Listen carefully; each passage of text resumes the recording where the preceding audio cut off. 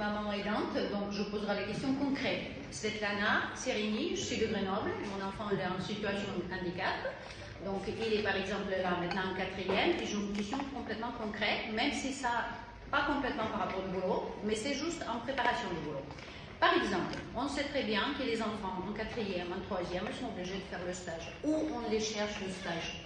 Les parents, où ils cherchent le stage? Hier, on avait le film pour les parents aidants. Donc par exemple, j'ai une copine qui est de Voiron, qui était obligée de passer par la télé nationale pour chercher alternance et le stage. Donc, où est ce domaine où on peut déposer le CV de l'enfant qui cherche le stage, qui est en situation de handicap, et par exemple qui est en école inclusive? Ça n'existe pas. Quand on pose la question en collège, qu'est-ce qu'on fait? Le collège dit, ah oui, stage c'est très très dur à trouver. Voilà, convention, chercher. Et on cherche combien de CV je vois passer sur LinkedIn. Même 3 ans, il n'y a pas longtemps, posé le CV.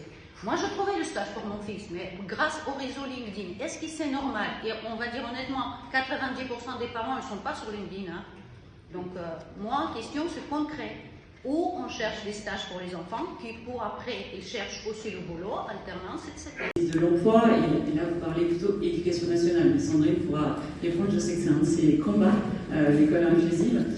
Juste pour vous dire, je pense qu'il faut aussi qu'on crée des liens entre l'éducation nationale et l'emploi en fait. Et aujourd'hui, quand un jeune sort de l'éducation nationale, il y a une rupture parce que ces ponts ne se font pas avec les acteurs de l'emploi.